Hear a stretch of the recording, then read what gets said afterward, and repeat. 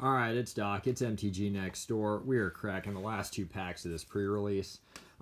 Stitch sent me a text this morning. Apparently, my thoughts on Nahiri's lithoforming was rather accurate, because apparently on MTG Arena, somebody was really cleaning up with that card.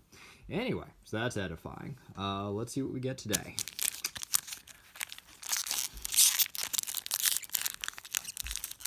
Some of these are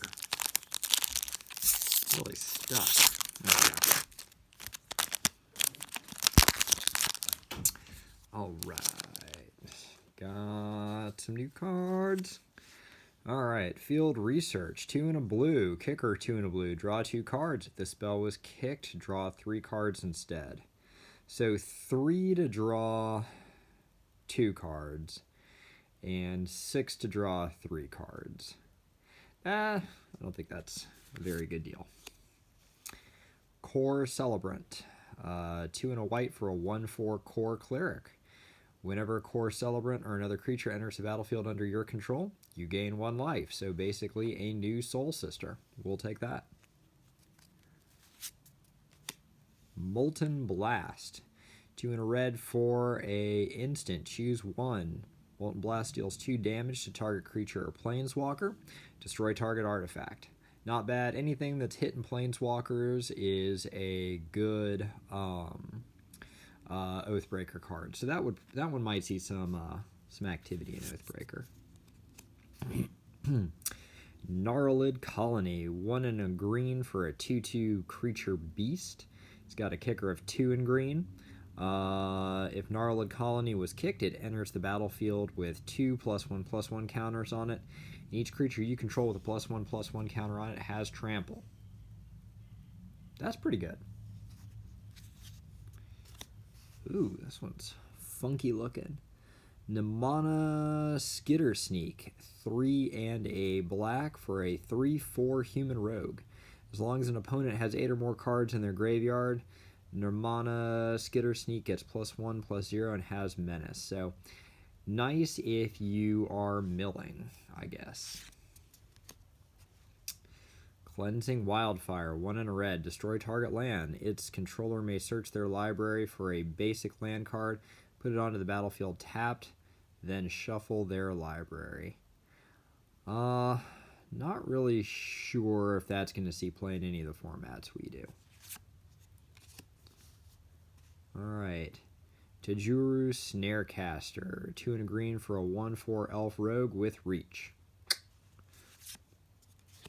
Deadly Alliance. We pulled this last night. So if you got a full party, you can trash a creature or a planeswalker for 1 black.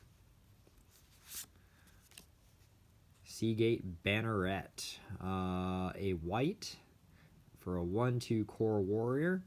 And then you can pay 4 and a white to have creatures you control get +1/+1 till end of turn. Probably more of a limited card, though I don't know. We'll see on that. Scale the Heights. 2 and a green. Put a +1/+1 counter on up to 1 target creature. You gain 2 life.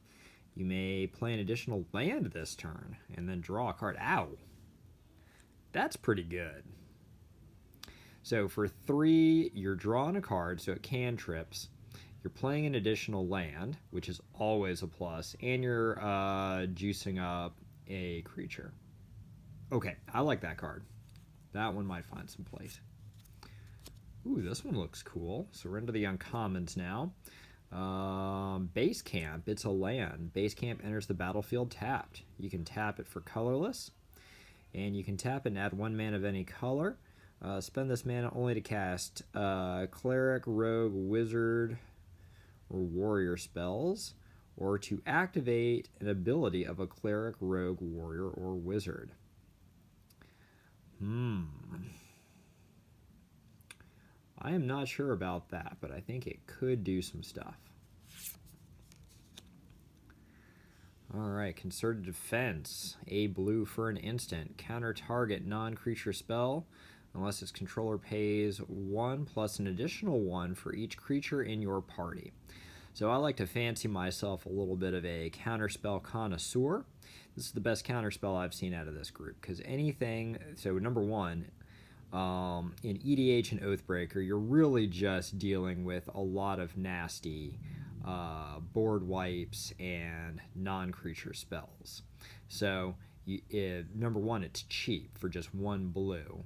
And even if they don't tap out, if you've got, say, a wizard and a cleric out, now they've got to pay an additional 3. So you can really, this one, I'm liking that one. That one might see some play. All right, looks like we've got a modal card. So this is Sageri Shelter. It's 1 and a white. For an instant, target creature you control gains protection from the color of your choice until end of turn. And then it looks like it's got a white land. And then our rare is a rare. Magmatic Channeler, 1 and a red for a human wizard. As long as there are 4 or more instant or sorcery cards in your graveyard, Magmatic Channeler gets +3/+1. You can also tap it to discard a card, exile the top 2 cards of your library, then choose one of them. You may play that card this turn. So it's a little bit of a red card draw as well. I don't know if that's going to really see as much play in our format. It might be pretty good in like a wizard tribal deck though. And then we got ooh, I like that swamp. And we got one of these modal tokens. Just throw that over there. Let's look at the art on this one. Sageri Glacier. Yep, so just a white that enters the battlefield tapped. Alright, that was pack number 1. So I'm not unhappy with this deck, but as far as resale value goes, not looking quite so good. Alright, so last pack, let's see. Anti-Cognition, 1 and a blue. Counter target creature planeswalker spell unless its controller pays 2. If an opponent has 8 or more cards in their graveyard, instead counter that spell, then scry 2. So this one I don't like as much, because generally when somebody is going to play something that is going to be board shattering, it's going to be usually a non-creature spell, and definitely not a creature or a planeswalker. And even if it is a creature, the ones that you really worry about, especially at my table, is Kozilek. And so Kozilek's still going to hit the graveyard and get shuffled back into his library. And then you got to have 8 or more cards in a graveyard to get a scry 2. So yeah, I would not put this one in. Alright, Angel Heart Protector, 2 and a white for a 3/2 human cleric. When Angel Heart Protector enters the battlefield, target creature you control gains indestructible until end of turn. I don't know. Scorch Rider, 3 and a red for a 4/3 human warrior. It's also got kicker on it of 1 and a red. When Scorch Rider enters the battlefield, if it was kicked, it gains haste until end of turn. So you got to pay 6 to get a hasty 4/3. Not so awesome. Alright, Kazandu Stomper, 5 and a green for a 6/5 beast.